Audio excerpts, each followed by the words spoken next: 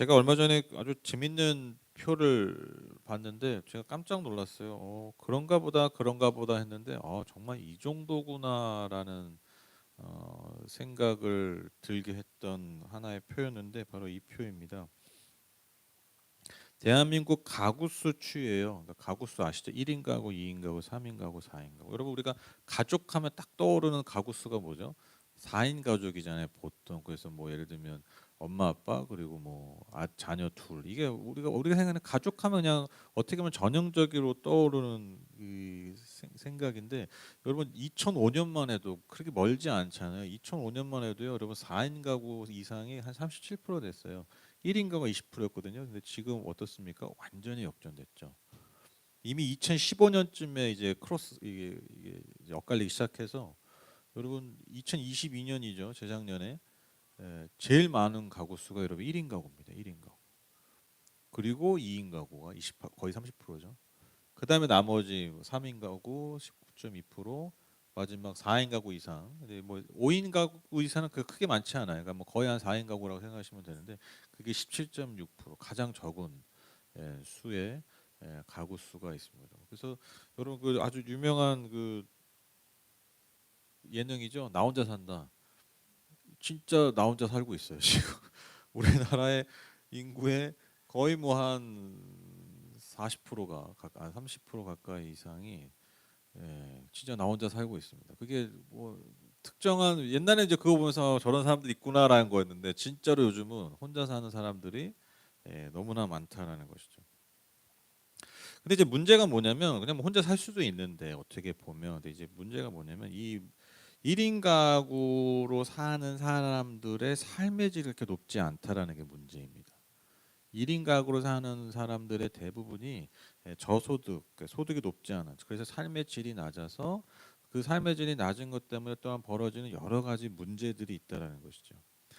정신적인, 육체적인 질병들이 여러분 그 1인 가구를 살고 있는 사람들에게 더 많이 나타나게 된다라는 것입니다. 그리고 더 나아가서 문제가 또 뭐였냐면 이걸 가속화한 게 있어요. 그게 바로 코로나입니다. 코로나가 또 이제 1인 가구가 또 많기 시작하는데 또 이제 사람과 사람의 접촉이 줄어들어 버렸잖아요. 그래서 더한 문제들, 어떤 잠재된 문제들이 그걸 통해서 더 커지게 되었다라는 것이죠. 그래서 여러분 뉴스를 통해서 아마 많이 들으셨을 텐데 여러분 해마다 지금 우울증 환자들이 증가하고 있습니다. 그래서 상담받은 수가 처음으로 제가 본 자료에 의하면 100만 명이 넘었다. 이게 근데 이게 두 가지 해석이 가능하죠. 이제 정말 많이 이 우울증 환자가 너무 늘었다라고 해석할 수도 있지만 이제는 이게 정신적 진료를 받는 장벽이 좀 낮아졌다 이렇게도 볼 수도 있어요. 옛날에는 이제 내가 정신과에 가서 뭐 상담을 하거나 약을 이런 거 진료받는 거 좀 터부시하고 좀 숨기고 그랬잖아요. 그리고 문제가 있어도 안 가고.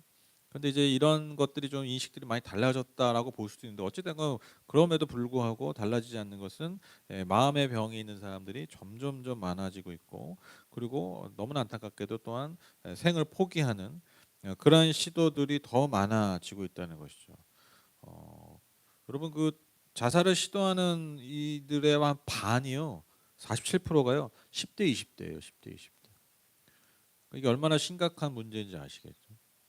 그러니까 누구보다도 찬란한 어떤 미래를 꿈꾸고 기대하고 희망을 품고 뭔가를 배우고 기대하고 이런 것들이 가득 차야 될 10대 20대가 역설적으로 지금 뭐가 가득 차 있다는 거예요. 절망, 불만, 우울, 생의 어떤 의미가 없는.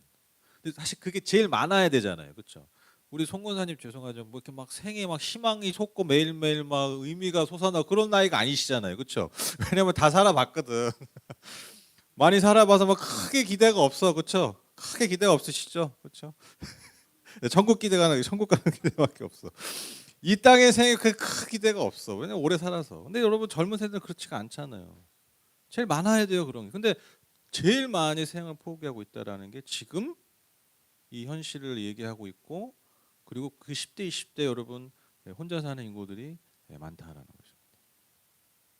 여러 가지로 연결이 되는 거예요. 그래서 이게 우리나라만의 문제가 아니에요. 우리나라만 그러면 더 열받잖아요. 그렇죠? 더 우울하잖아요. 근데 여러분 기뻐하십시오. 우리나라만의 문제가 아닙니다. 전 세계적인 문제예요. 2020년에 하버드 대학교가 연구를 했는데 여러분 18세에서 25세 아주 정말 꽃다운 나이들이죠. 여기서 18세 25세의 61% 미국에 있는 사람들의 61%가 심각한 외로움을 느낀다고 답했다고 합니다. 61%가 18세에서 25세 그러니까 가장 꽃다고 가장 활발하고 뭔가 가장 에너지가 넘쳐야 되는 그 시기에 가장 외롭고 힘들다라고 얘기했다는 거예요. 61%가 무려. 아까 제가 말씀드렸지만 이 연구 결과도 이 결과가 그거예요. 문제가 뭐냐면 이렇게 외로움을 느끼는 심각한 외로움을 느끼는 사람들이 정신적인 육체적인 질병에 크게 노출된다. 그래서 옛날에는 만병의 근원을 옛날에 뭐라고 그랬어요? 스트레스라고 그랬잖아요. 요즘 바뀌었어요. 육체적 정신적 질병의 근원이 뭐냐면 외로움이라고 해요. 정말로. 그게 연구의 결과로 나타나는 거예요. 그래서 여러분 진짜 제가 깜짝 놀란 게 있는데 여러분 2018년에 영국에서 새로운 장관이 임명됐는데 무슨 장관인 줄 아세요? 외로움부 장관이 생긴 거 아세요? 그렇죠? 외로움부, 그러니까 Minister for Loneliness. 그러니까 이게 외로움을 위한 장관. 이게 생겼어요. 우리 뭐 국방부 있고 뭐 있고 뭐 장관들 다 있잖아요. 뭐 교통부 장관, 뭐 국토부 장관 뭐 있잖아요. 국방부 장관 그런 장관이 생겼어요. 물론 이제 약간 좀 등급이 낮긴 한데 세분화된 장관이긴 한데 왜 장관이 생겼겠어요? 그게 심각한 나라와 이 민족의 문제이기 때문이에요. 그걸 해결해야 돼. 안 그러면 나라가 큰일 나. 여러분 옆 나라 일본도요 2021년에 외로움부 장관을 임명했다고 합니다. 뭐 일본은 뭐 좀 그래도 좀 이해가 되죠. 그나마. 그러니까 전 세계적으로 이 외로움이라는 것이 이 홀로 사는 사람들, 뭐 홀로 살지 않아도 어떤 정말 많은 어떤 연결들이 온라인에 연결이 있지만 그럼에도 불구하고 뭔가 내가 소외되고 내가 혼자 살고 있다라는 그러한 외로움을 느끼는 사람들이 너무나 많아졌고 그리고 그것이 얼마나 큰 사회의 문제이고 그래서 이 문제를 얼마나 우리가 시급히 해결해야 되느냐가 우리의 숙제임을 너무나 분명하게 보여주는 지표들 소식들이라는 겁니다. 그냥 넘겨서는 안 된다는 거예요. 저는 이 외로움, 뭐 우울함, 뭐 심지어 자살하면은 여러 가지 뭐 생각들이 떠오르겠지만 저는 그 이 주제들을 하면 탁 떠오르는 인물이 있어요. 그게 누구냐면 오늘 읽으신 여러분 잘 아시는 엘리야입니다. 엘리야. 왜냐하면 엘리야가요, 우리 뭐 능력의 종, 능력의 예언자, 선지자를 알고 있지만 사실 우울함과 외로움과 자살 시도를 했던 선지자였어요. 놀랍지 않으세요? 제가 잠깐 오늘 본문을 좀 설명드리면 여러분 북이스라엘의 왕이 아합일 때 여러분 그 아합이요 이방 여인인 이세벨이라는 여인을 아내로 맞아들입니다. 그로 인해서 그 이세벨을 통해서 이 북이스라엘에 바알 숭배가 들어오게 되고요. 그냥 들어온 걸 넘어서 가장 극에 달했던 시대가 바로 이 아합 왕과 이세벨의 시대였습니다. 바로 이때 등장한 예언자가 하나님 보내신 예언자가 엘리야예요. 그러니까 바알 숭배가 판을 치고 있을 때, 우상 숭배가 판을 치고 있을 때 하나님 누굴 보내셨다고? 엘리야를 보내셨어요. 이 엘리야의 뜻이 이겁니다. 야훼 하나님이 나의 하나님이시다. 그러니까 아주 역설적인 메시지를 던져주는 거죠. 모두가 이스라엘 백성이 우상 숭배할 때 아니야, 우리 하나님이 누구라고요? 야훼 하나님이시라는 거예요. 이름 자체에 메시지가 있는 거예요. 예언적 메시지가 있는 것이죠. 하나님께서 이 엘리야를 통해서 북이스라엘의 가뭄을 예언하셨고요. 정말 3년 동안 비가 한 방울도 내리지 않게 됩니다. 그리고 가뭄이 있은 지 3년이 될 때에 엘리야가요 바알과 아세라를 섬기는 예언자 850명과 대결을 벌입니다. 여러분 잘 아시는 대결입니다. 각자 제단을 쌓은 후에 그 제물을 올려놓고 하늘에서 불을 떨어지게 하는 신이 참신이다. 그러한 대결을 하게 되는 거예요. 바알 제단에서는 그 예언자들이 별짓을 다 하지만 막 자기들 막 모르죠? 자해하기도 하고 별짓을 다 하지만 불이 내리지 않아요. 그러나 야훼 하나님을 섬기는 그 엘리야가 세운 그 제단 위에 하늘에 불이 떨어지게 되고 그 제단 둘레에 뿌려놨던 물까지 다 핥아버릴 정도로 다 사그라질 정도로 엄청난 불이 그 제단 위에 내려지게 되죠. 이 대결의 승리로 인해서 엘리야가 백성들에게 명해서 그 바알과 아세라 섬기는 850명의 예언자들 다 처형하게 됩니다. 완전한 승리죠. 완전한 하나님의 승리요, 완전한 엘리야의 승리처럼 보였지만 그 결과가 뭐였느냐? 신앙의 회복이 아니었어요. 아무 일도 벌어지지 않은 거예요. 달라진 게 없어요. 그냥 예언자가 850명 죽은 것밖에는 전혀 이 나라가 달라진 게 없었어요. 오히려 이 소식을 들은 아합의 아내 이세벨이 오늘 1절에 의하면 반드시 내가 그를 죽이겠다. 오늘 내로 죽이겠다. 아주 강력한 의지를 표명하게 됩니다. 이 소식을 듣고 엘리야가요, 큰 두려움에 사로잡혔다라고 얘기해요. 그래서 목숨을 구하고자 북이스라엘에서 브엘세바라는 곳으로 도망가게 됩니다. 여러분, 브엘세바가 어디냐면요, 남유다의 최남단이었어요 당시. 그러니까 쉽게 얘기하면 한 평양에서, 북이스라엘이 평양이지 않겠습니까? 평양에서 제주도까지 도망간 거예요. 그런 의미예요. 그러니까 너무 두려웠던 거죠. 그리고 나서 4절에 의하면 브엘세바라는 곳에 도착해서 자신의 시종은 남겨두고 홀로 엘리야가 광야로 들어갔다고 얘기하고 있습니다. 하루 길을 더 걸어갔다고 얘기하고 있어요. 그러니까 더 깊은 곳으로 들어간 거예요. 여러분들, 광야는요, 낮에는 너무 뜨겁고 밤에는 너무 춥습니다. 제가 가봐서 합니다. 근데 여러분, 하루 길을 들어갔어요. 무슨 의미입니까? 목숨 걸고 들어간 거예요. 그렇죠? 시간을 계산하고 들어간 게, 나올 거 생각하고 들어간 게 아니에요. 목숨 걸고 목숨 내놓고 죽으러 들어간 거예요. 그리고 그가 어디에 아래 가서 하나님께 죽기를 간청했다고 기록하냐면 로뎀나무 아래로 가서 하나님께 죽기를 간청하며 기도했다라고 얘기합니다. 여러분, 4절 보시면 자신은 홀로 광야로 들어가서 하루길을 더 걸어 어떤 로뎀나무 아래로 가서 거기에 앉아서 죽기를 간청하며 기도하였다. 주님, 이제는 더 바랄 것이 없습니다. 나의 목숨을 거두십시오. 나는 내 조상보다 조금도 나을 것이 없습니다. 제가 예전에 로뎀나무 사진 보여드렸잖아요. 로뎀나무가 이렇게 잎이 풍성한 나무가 아니에요. 그늘로 들어간 게 아니에요. 그게 가시나무잖아요. 가시나무. 가시나무 밑에 들어갔다는 건데 무슨 그늘을 펴고 이런 게 아니에요. 그냥 약간, 그러니까 로뎀나무 아래 피해서 하나님께 기도했다는 의미가 뭐냐면 약간 좀 상상하면 그런 의미예요. 그 묘자리, 자기 묘자리 같은 거 있잖아요. 그러니까 이게 무덤가에 가가지고 무덤가 옆에 좀 약간 내가 묻힐 만한 그런 데 가가지고 나 죽여주십시오 이렇게 하는 느낌이에요. 그러니까 무슨 뭐 그늘로 피하는 이런 느낌이 아니에요. 그래서 저는 예전에 이 상황을 잘 모를 때는 그냥 이 기도, 주님 이제 더 바랄 것이 없습니다. 내 목숨 거두십시오. 이게 그냥 상투적인 표현, 너무 힘들어요 이런 건 줄 알았어요. 근데 여러분, 우리가 이 상황을 보면요, 지금 이 엘리야의 행동을 잘 보면, 따라가다 보면 정말 죽으러 들어간 거예요. 정말 죽고 싶었던 거예요. 정말 생을 살 의미와 의지가 전혀 없는 상태예요 지금. 우울함, 절망감, 죽고 싶은 심정이 가득 찬 상태가 지금의 엘리야의 모습입니다. 이렇게 극도로 절망하고 좌절하고 우울해하고 있는, 그래서 정말 죽기를 결단한 이 엘리야에게 하나님이 어떻게 반응하십니까? 그렇게 기도하다가 지쳐 잠든 엘리야에게 한 천사를 보내셔서 어떻게 하십니까? 먼저 먹이시죠. 5절 6절 보시면, 그런 다음에 그는 로뎀나무 아래에 누워서 잠이 들었는데 그때 한 천사가 일어나서 먹으라고 하면서 그를 깨웠다. 엘리야가 깨어보니 그의 머리맡에는 뜨겁게 달군 돌에다가 구워낸 과자와 물 한 병이 놓여 있었다. 그는 먹고 마신 뒤에 다시 잠이 들었다. 그러니까 쉽게 말해서 가꾼 음식, 아주 따뜻한 음식과 귀한 물 한 병이 있는 거예요. 그러니까 지금 가장 어떻게 보면 엘리야의 육체에 필요한, 그의 생명을 위해서 필요한 아주 중요한 생명의 공급원이 지금 제공되고 있는 것이죠. 그러니까 먹고 마시니까 또 어때요? 또 자는 거예요. 즉 하나님께서 이 영혼에게, 엘리야에게 쉼을 주고 계시는 것이죠. 먹이시고 잠을 재워주십니다.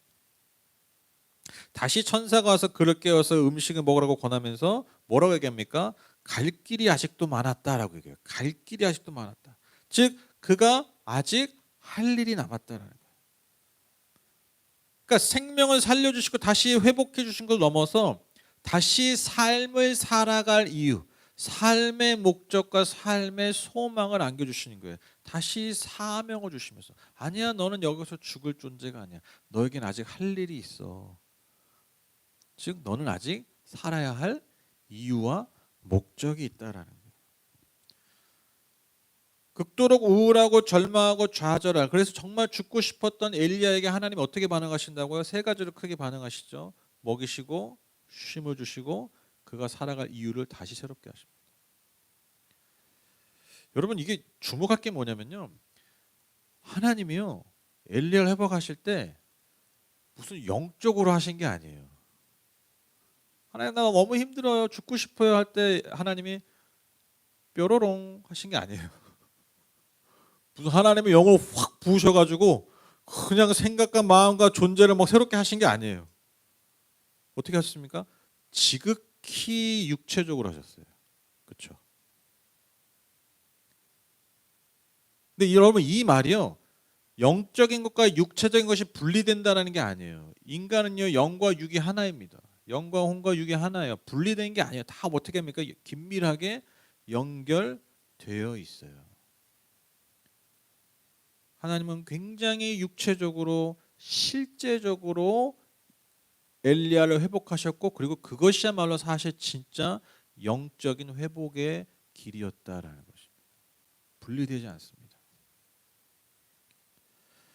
저는 오늘 이 극도의 절망과 좌절과 우울감에 빠진 엘리야에게 행해 주신 이 하나님의 이 반응, 이 손길이 반드시 또한 오늘날 하나님이 이 땅에 세우신 교회 공동체가 감당해야 될 이 시대의 분명한 사명이요 모습이라고 믿습니다.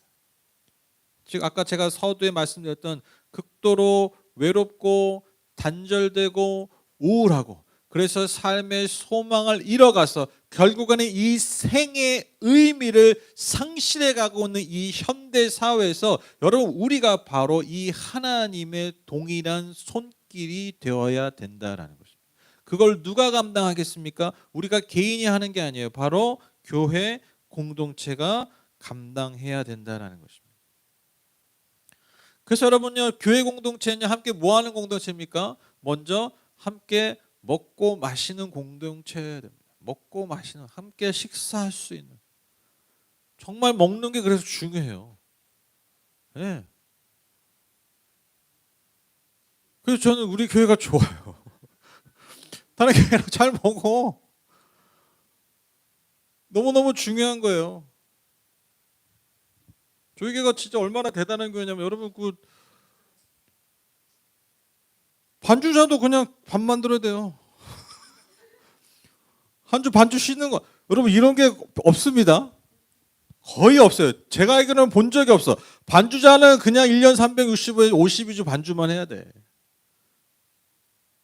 근데 우리는 야 너 이번 주 너 이번 주 밥이다. 반주가 아니다. 그럼 밥 하는 거야. 그게 더 중요한 거야. 그게 더 중요한 거야. 근데 더 중요한 게 뭐냐? 나는 얘기 아니라 그만큼 그것과 예배를 똑같이 생각한다는 거예요. 식사를 섬기는 것과 공예배의 이 예배의 한 파트를 섬기는 것과 동일하게 보고 있다라는 거예요. 그게 우리가 너무 자연스러운 거예요. 이게 문화예요, 문화. 교회의 문화. 자연스럽잖아요. 그렇죠? 그게 우리는 그렇게 정착이 된 거예요. 그러니까 밥 먹는 게 우리한테는 예배와 같은 거예요. 그게 너무 자연스러워. 여러분 저는 진짜 예전에 저희 그 청소년 제가 청소년을 할 때 우리 승아 그 뭐야 초 중학교 고등학교 때 그때 제가 저 아이들 이렇게 종종 이렇게 저도 신기한 거 얘네들 왜 이렇게 자꾸 교회 올까 이게 신기해 가끔 뭐 부모님도 교회를 가라는 것도 아니고 뭐 그래서 제가 종종 물어봐요 이렇게 점검하려고 그러면 항상 나오는 너희들 교회 왜 나오냐면 항상 나오는 제일 많이 나오는 얘기가 뭐냐면 밥이 맛있어요. 진짜 그랬어요. 끝나고 뭐 이렇게 게임하고 놀고 이런 것도 재밌지만 친구 노는 거 재밌지만 뭐에 교회 나오냐면 밥이 맛있어요. 처음에 저기 상투적인 말인 줄 알았거든요. 근데 그게 아니더라고요. 제가 더 청소년들과 지내보고 더 제가 살아보고 더 많은 사람들과 얘기해보고 대화보고 그들의 아픔과 그들의 고민과 그들의 삶을 엿보면서 함께 걸어가면서 깨달은 게 뭐냐면요. 여러분 밥을 한 끼 같이 먹는 게 얼마나 소중한 시간인지. 내 이 밥 먹는 이 시간을 함께 공유하면서 같이 얘기하고 같이 그냥 소소한 삶을 나눌 수 있는 이 시간을 이 현대인들이 이 젊은 아이들이 갖는 게 얼마나 중요해요. 왜? 그런 시간이 없어요. 심지어 자기 부모랑 밥 먹는 시간도 별로 없어. 애들이 그랬다니까요. 자기 부모님, 자기 가족들과도 따뜻한 밥 한 끼 먹는 시간이 많지가 않아요. 급식 먹는 거야, 급식 먹고. 뭐 사 먹고, 편의점에서 사 먹고, 라면 먹고.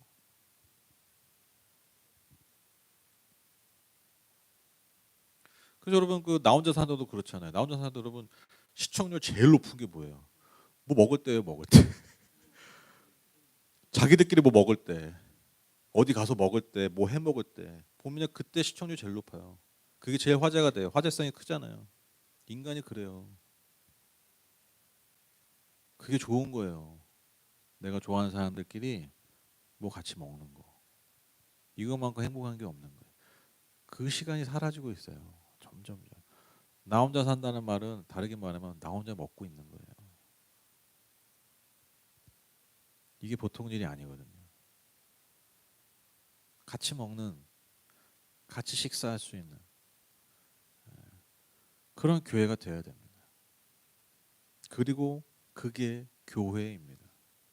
그리고 그게 예수님이 자신을 기억하라고 할 때 유일하게 제정하신 그 의식이 성찬인 이유입니다. 나를 먹고 마셔라. 그리고 같이 먹고 마셔라. 그게 그리스도와 한 몸을 이루는 것이다. 지극히 육적이잖아요. 그렇죠? 지극히 실제적이잖아요.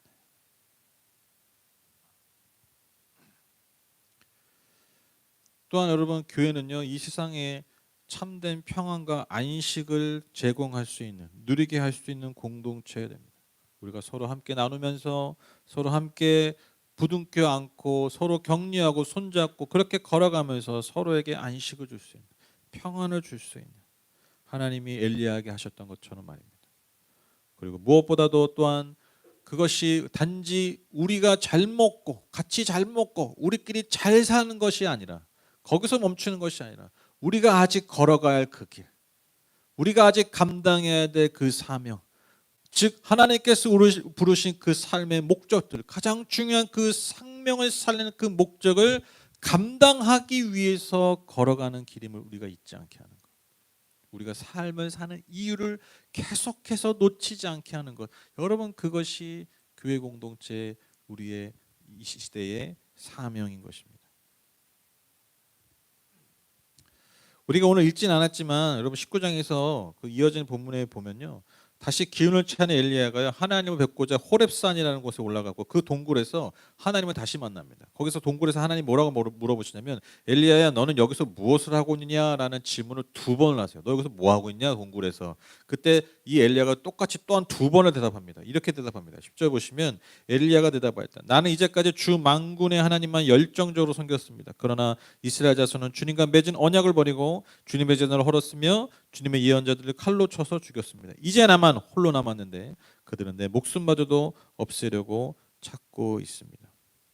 자, 여기 굉장히 중요한 표현이 있죠. 다 내가 진짜 열심히 했는데 뭐 다 죽었습니다.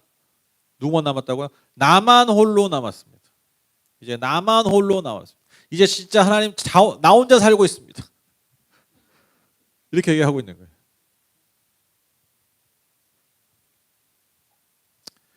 그때 하나님 뭐라고 대답하십니까? 그러나 나는 이스라엘에 7천 명을 남겨놓을 터인데 그들은 모두 바알에게 무릎을 꿇지도 아니하고 입을 맞추지도 아니한 사람이다.